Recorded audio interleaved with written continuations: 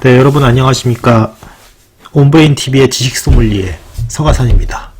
오늘은 나치 독일의 반담배 운동에 대해서 알아보려고 하는데요. 여러분, 나치 독일하면 뭐가 제일 생각나세요? 역시 홀로코스트, 그러니까 유대인 학살이 가장 먼저 떠오르시죠. 유대인을 한 600만 명을 죽였다고 하고, 뭐 그 이외 동성애자와 집시 뭐 이런 사람들을 합쳐면은 뭐 그거 더 많이 죽였다고 하죠. 그런데 여러분, 히틀러라든지 나치에 대해서 어떻게 생각하시나요? 이 사람들을 단순히 미친놈들일까요? 물론 광기가 있어요. 근데 그러한 편견과 광기가 그 어떤 시스템을 만나면서 그런 대량 학살이 이루어진 것이 아닌가, 이런 생각이 듭니다. 그러니까 독일 민족이라는 게 예전에 보면 이렇게 굉장히 뭐 조직적이고 질서가 있고 규율이 서 있고 이런 걸로 묘사되잖아요. 그러한 성향이 어떤 그런 아주 대량 학살, 대량 어떤 그런 인종 멸절 이러한 것으로 이어지지 않았나, 이렇게 생각이 됩니다. 그러니까 단순히 광기만으로 사람을 그렇게 많이 죽일 수는 없다는 거죠. 600만 명이나 사람을 죽이려면 진짜 시스템이 필요합니다. 아무리 미쳤다고, 만약에 어떤 사람이 미쳐서 무슨 서울의 광화문에 가서 무슨 뭐 총을 쏜다, 그래도 뭐 기껏 몇십 명 죽이는 게 다일 거 아니에요, 그죠? 그리고 결국 경찰에 진압되겠죠. 하지만 이렇게 국가 전체가 똘똘 뭉쳐서 시스템을 만들면은 거의 뭐 인종 멸절을 시도할 수 있을 만큼 그런 무모한 짓을 하게 된다, 이런 것도 보면 무섭다, 이런 거죠. 그러니까 히틀러라고 하는 사람의 광기를 비롯해서 그 사람을 떠받드는 또 그 무슨 뭐 괴링이라든지 뭐 많았잖아요, 그렇죠? 뭐 그런 사람들, 무슨 선동가들, 히물러라든지 이런 사람들이 또 동조하고, 독일의 국민들도 또 그런 것에 동참하고 하면서 거대한 시스템이 이루어지면 이렇게 끔찍한 일이 일어난다, 이런 것을 우리는 항상 염두에 두어야 할 것입니다. 그러니까 이런 전체주의라든지 이런 것들이 굉장히 무서운 거예요. 그러니까 엄청나게. 그러니까 나치가 이 반담배 운동, 담배를 반대하는 이 운동도 굉장히 아주 집요하게 했을 거라고 하는 것을 어느 정도 짐작할 수 있을 거예요. 이러한 홀로코스트랑 비교해보면. 그러니까 한번 우리 반담배 운동에 대해서 한번 살펴봅시다. 이게 독일이 이러한 것도, 나치 독일이 이런 것도 했다는 사실을 아는 사람이 별로 없으실 것 같은데, 이것도 한번 알아보면 재밌을 것 같아요. 이게 잘 알려지진 않았지만 그 나치 독일의 하나의 또 측면이었다라는 것을 알아주시면 되고요. 그리고 저는 흡연에 대해서 저는 어떻게 생각하냐면, 뭐 아무런 입장도 가지고 있잖아요. 그러니까 뭐 싫어하지도 않고 좋아하지도 않으면 저는 담배를 피지는 않지만 어떤 사람이 내 앞에서 피지만 않으면 돼요. 그럼 전혀 상관이 없습니다. 그런 입장을 가지고 있다는 것을 알아주시기 바라고요. 뭐 그래서 이 반담배 운동에 대해서 좋다 싫다 이런 말을 하는 게 아니라 나치 독일이 담배에 대해서 어떠한 태도를 가졌는지 이거를 알아보자, 이런 뜻입니다. 서론이 길었네요. 이제 들어가 봅시다. 독일의 의사들은 흡연과 폐암의 관계를 처음 확인을 했다고 합니다. 이 독일의 의사가 흡연과 폐암의 관계를 처음 확인한 것이 굉장히 이른 시기예요. 그러니까 그 담배가 건강에 좋다 나쁘다 이런 것이 미국 같은 경우에는 2차 세계대전 이후부터 나오기 시작했는데, 독일은 벌써 이걸 알고 있었다는 거죠. 그래서 나치 독일은 강력한 반담배 운동을 시작하게 됐는데, 또 현대사 최초의 공익적인 금연운동을 전개했는데, 여러분, 항상 그 나치 독일의 정책을 보면 무엇이 반영되어 있습니까? 누구의 의견이 반영되어 있습니까? 히틀러의 태도가 어느 정도 반영되어 있잖아요. 히틀러의 편견 같은 것들이 반영되어 있단 말이죠. 그러니까 이 흡연 운동도 아마 분명히 히틀러가 영향을 미쳤을 것이다라고 하는 것을 우린 짐작할 수 있을 거예요. 그렇죠? 그래서 담배 반대 운동은 20세기 초반부터 많은 나라에서 전개됐지만 나치가 가장 집요하고 아주 그렇게 했다. 그러니까 다른 나라는 예를 들어서 미국을 생각해 보세요. 담배를 피는 것에 대해서 이건 개인의 자유다라고 주장하면 그러한 저항이 있을 거 아니에요. 내가 피는 건데 내가 남한테 피해만 안 주면 되지라고 하는 자유주의자들이 있을 거 아닙니까? 물론 독일에도 있겠죠. 하지만 미국은 민주주의 사회니까 그걸 찍어 누르기가 힘든데, 나치 독일 같은 경우 히틀러가 막 찍어 누르는 거죠. 그렇죠? 이렇게 나치에서. 그래서 그 나치만큼 반흡연 운동을 성공적으로 그리고 집요하게 한 체제는 없었다라는 것을 알 수 있습니다. 현대사에서요. 그래서 나치의 금연운동은 1930년대, 40년대 초반에 있었던 금연운동 가운데에서 가장 강력했다고 합니다. 그래서 나치당의 지도자들은 흡연을 비난했다고 해요. 그러니까 뭐 히틀러 같은 사람이 담배를 싫어했나 보죠, 개인적으로. 그런 의견도 반영되어 있을 겁니다. 그래서 흡연이 건강에 미치는 영향, 이런 것은 독일에서 가장 중요한 연구 주제가 되었다고 합니다. 그리고 개인적으로 히틀러는 담배를 싫어했다고 합니다. 담배를 싫어하는 히틀러. 그리고 나치 독일의 출산 장려 정책, 그쵸? 나치 독일은 자신들이 아리안족이라고 생각하고 있었죠. 사실 아리안족이라는 것도 굉장히 모호한 개념이에요. 그것도 실제로 그러한 민족이 있었는지 없었는지, 물론 인도의 뭐 북부에 그러한 민족이 있고 뭐 거기서 뭐 파생됐다 이렇게 얘기는 하지만 사실 인간의 인종이라는 것은 굉장히 복잡다단합니다. 하지만 히틀러는 순수한 독일인, 아리안인 이런 게 있다고 생각을 했죠. 그래서 자기네들끼리 그러한 순혈을 지켜야 된다 이렇게 생각해서 독일인과 독일인만의 결혼을 굉장히 장려하고, 그리고 아리안족은 아이를 많이 낳아야 된다. 유대인들은 절멸시켜야 되고 자기네들의 아리안족은 많이 낳아야 된다. 이런 식으로 아주 못된 생각을 가지고 있었죠. 그래서 금연운동을 자극하는 것에 이러한 인종차별주의와 출산 장려 정책이 개입을 했던 것이다 라는 것을 알 수 있습니다. 그래서 그건 또 그렇죠. 뭐 유명한 얘기죠. 이거 뭐 누구 얘기하지 않아도. 그렇죠. 그래서 인종차별 반유대주의와 관련이 있었다는 걸 알 수 있습니다. 그래서 이렇게 쭉 나와 있는데요. 봅시다. 자세한 걸 살펴보기로 하겠습니다. 그래서 20세기 초반엔 독일에서는 반담배 감정이 존재했다고 합니다. 그러니까 1차 세계대전 이전부터 그러한 기류는 존재하고 있었다는 거죠. 그래서 많은 단체들이 있었나 봅니다.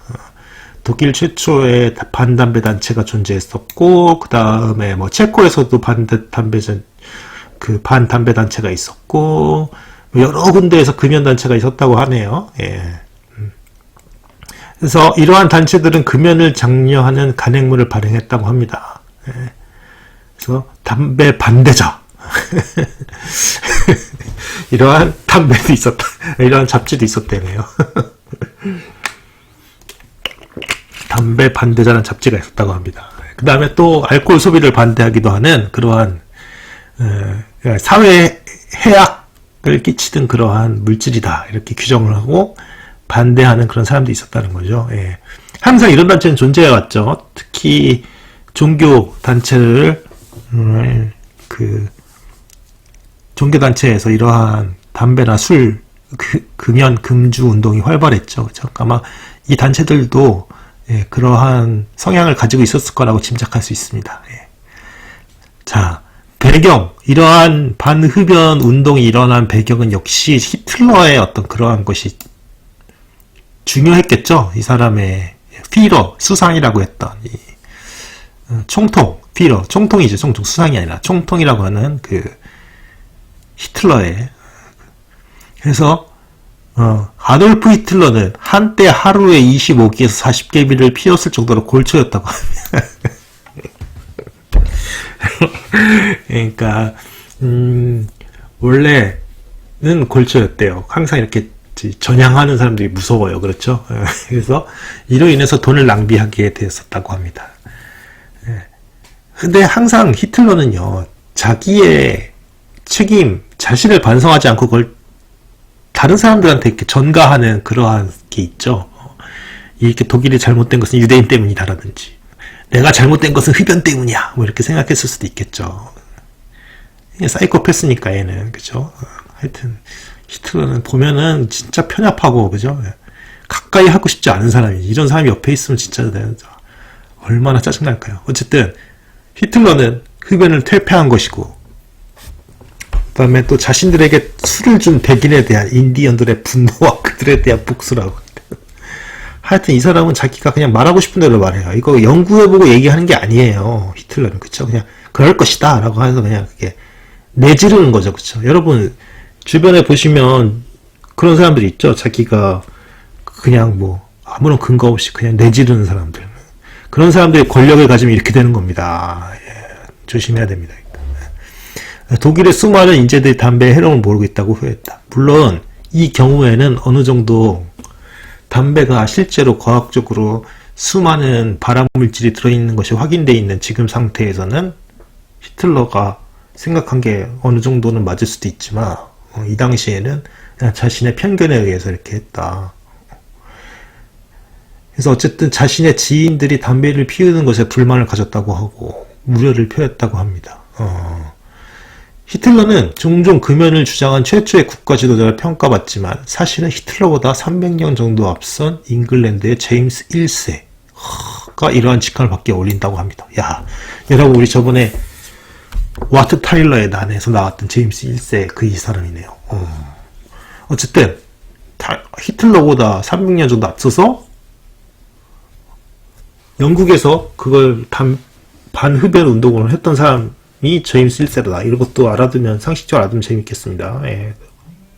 그리고 히틀러는 또 군 장병들도 흡연을 하는 것에 대해서 불만을 가졌다고 하고 흡연은 잘못된 것이며 또 그만둬야 된다고 생각했던 것 같아요. 그렇죠? 개인적으로 굉장히 담배를 싫어했던 것 같습니다. 예. 어쨌든 흡연을 중단하면 표상을 주기도 했다. 즉 예전에 제가 군대 있을 때 보면 금연하면은 뭐 그걸로 외박 가게 해주고 뭐 증명하면 금연을 뭐 그러한 운동이 있었는데 비슷한 것 같습니다. 예.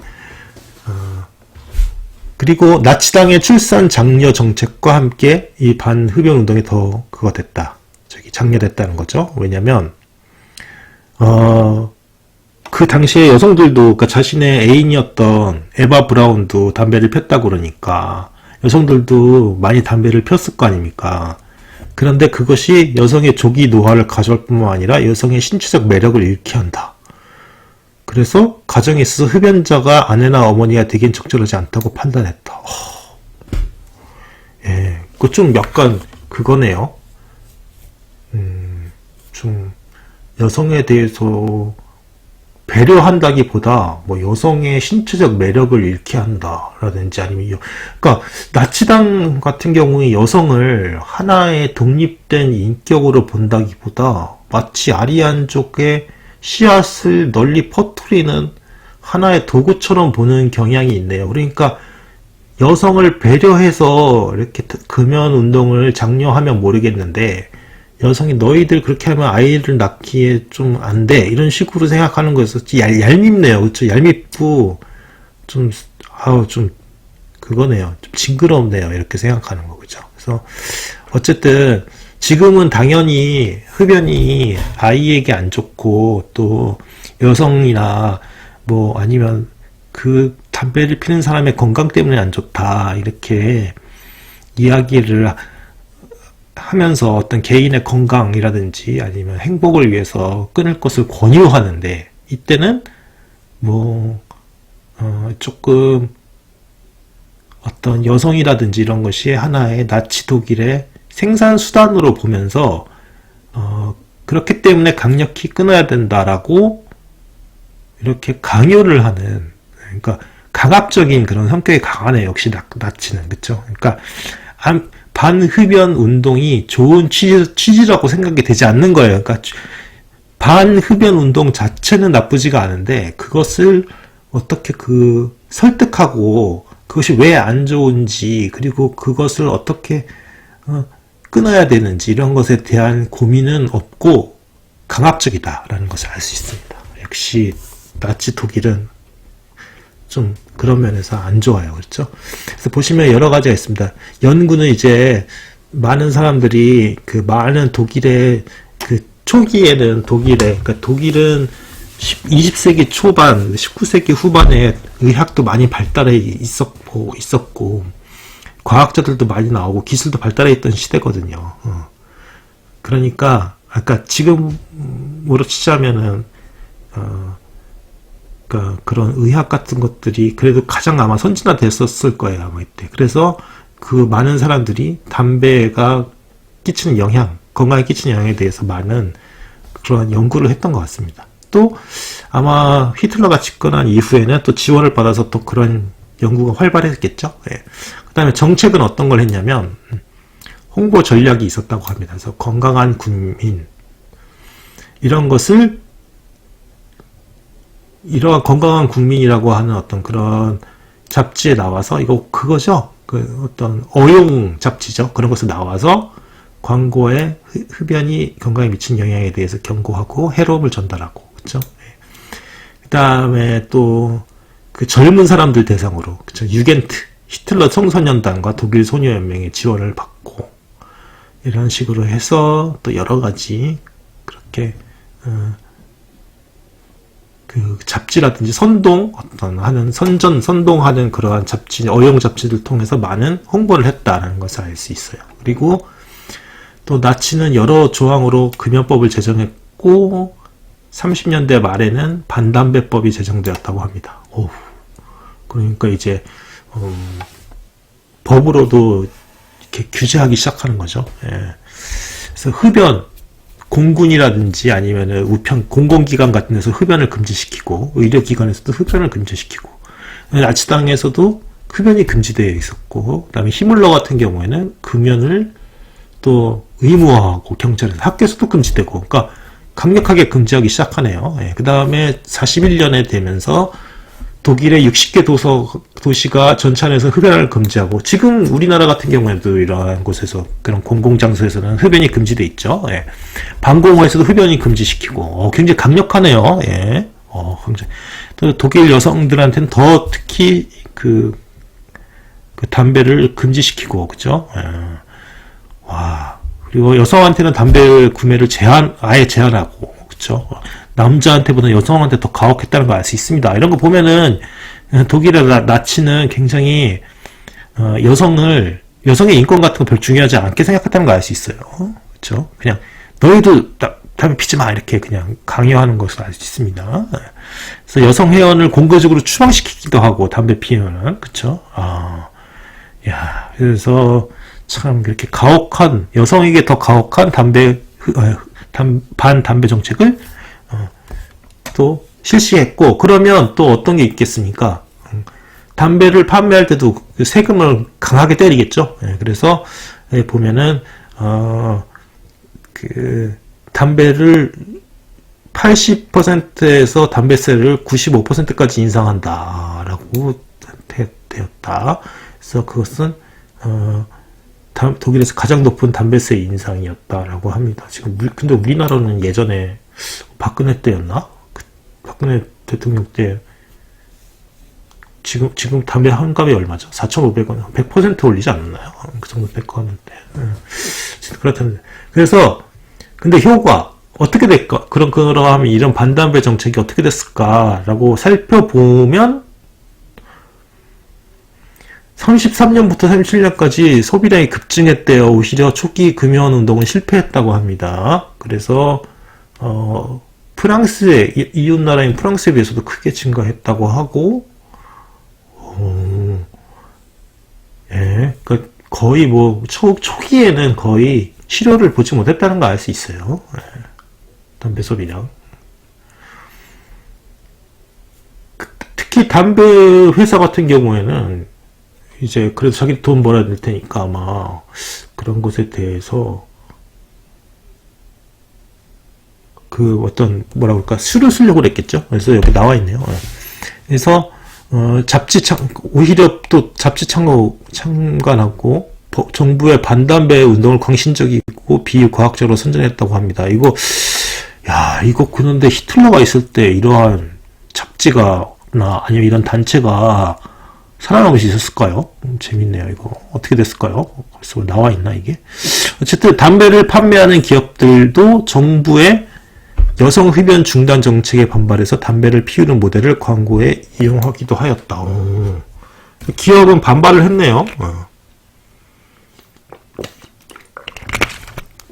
그래서 정부의 규제에도 불구하고 나치당 고급 관리의 부인들은 비롯한 상류층 여성들이 일상생활에서 담배를 피웠대요. 그래서 마그다 게벨스 같은 경우에는 그 게벨스의 아내겠죠. 그 선동가였던 언론인과의 인터뷰를 진행하던 도중에 담배를 피우기도 했다고 합니다. 그래서 여성들도 이 당시에 약간 뭐라 그럴까? 담배를 피우는 것에 대해서 그렇게 거부감이 없었을 뿐만 아니라 반발하는 사람들도 있었다라는 걸 알 수 있죠. 예, 그렇게 보면 히틀러는 그러면 그 측근의 아내나 이런 사람들에 대해서는 관대했다는 말이 될 것 같습니다. 그렇죠? 예. 그리고 어쨌든 그런데 1930년대 말부터는 이제 나치당이 강력한 반담배 정책을 시행하면서 줄어들었다고 합니다. 그러니까 지금 이 이야기는 초기의 이야기고요. 예. 그래서 반담배 정책을 강력하게 실시한 결과 일단 군에서는 통제가 가능하니까 병사 담배 소비량이 감소하고 그리고 평균 담배 소비량은 점점 줄어들었다고 하고요. 그렇죠? 그렇습니다. 그런데 나치당의 반담배 정책에 결함이 있었다고 합니다. 어떤 결함이냐면 그러니까 정치적인 의도가 들어가는 거죠. 그 반담배 정책이 인류 모든 사람의 건강과 복지에 대한 것이 아니라 어떠한 사람들의 특권 이런 거. 그래서 보면 담배를 피울 자격이 있는 사람들에게 간주한 사람들은 담배를 지급한 반면 담배를 피울 자격이 없는 사람들이나 유대인 같은 사람들한테는 담배를 지급하지 않았다고 합니다. 그러니까 이것도 담배라는 것도 어떤 정치적 계급성이라든지 자신들이 규정한 사람들한테만 관대하고 그렇지 않은 사람들한테는 가혹한 그런 정책이죠. 남자들한테는 조금 관대하고 여성들한테는 더 가혹하고 이러한 이것도 차별적인 정책이다. 그러니까 반담배 정책이 인류의 보편적인 복지를 위한 정책이 아니라 그냥 어떤 그런 차별과 그러한 것을 더 종용하는 그런 정책이었다는 걸 알 수 있죠. 그래서 반유대주의와 인종차별과도 연관이 있었다. 그래서 항상 나치는 그렇죠. 담배를 피는 거는 뭐 아리안족의 우수성을 퇴화시킨다라든지 뭐 이런 식으로 또 선전을 했겠죠. 그래서 인종 개량과 육체적 순결의 개념 뭐 이런 거 그죠. 담배를 피면 아리안족의 피가 더러워진다라든지 이런 식으로 그죠.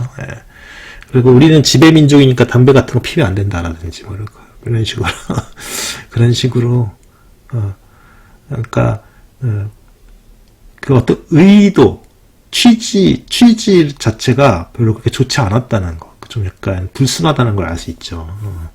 그렇죠. 그래서 뭐 어쨌든 이런 거를 담배를 퇴폐적인 아프리카인의 악습이다, 뭐 이런 식으로 하면서 어쨌든 인종차별과 반유대주의와 연관해서 그러한 것을 이렇게 강요했다는 걸 알 수 있습니다. 반담배 운동을 국민들에게.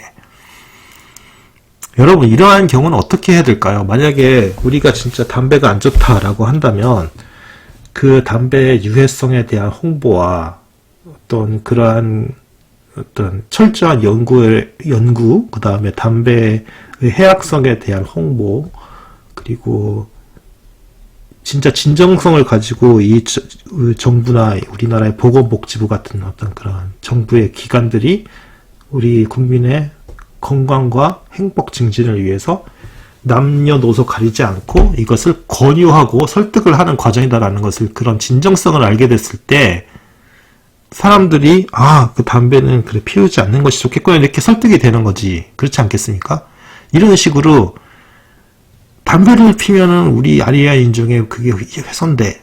특히 여성은 더 그런 거야. 그러니까 여성은 더 가혹하게 안 되고 남자들 너들도 적당히 피고 뭐 이런 식으로 이렇게 강요하고 그렇게 하면 누가 설득하겠습니까? 그럴수록 사람들이 어떻게 생각하겠습니까?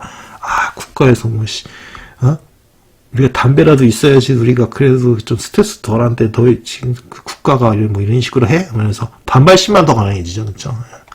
이거는 나치가 멸망하면서 당연히 실패할 수밖에 없는 그러한 정책이 될 수밖에 없습니다. 그러니까 전쟁 이후에 독일에 수많은 담배들이 들어와서 더 폭발적으로 증가하게 돼. 끊임없이 증가한다고 돼 있죠. 이렇게 될 수밖에 없어요. 그러니까 이게 전체주의라는 게 이렇게 무섭습니다. 사람을 설득하지 않고 아무리 좋은 어떤 그러한 것으로 보이는 것을 강요한다고 해도 절대로 이렇게 성공할 수가 없는 거예요. 우리가 이런 것을 통해서 많은 것을 알 수 있습니다. 그렇죠. 오늘 여기까지 하고요. 다음에 더 좋은 정보로 찾아뵙겠습니다. 좋아요와 구독 부탁드리고요. 다음에 저는 지금까지 온브레인 TV의 지식소믈리에 서가산이었습니다. 감사합니다.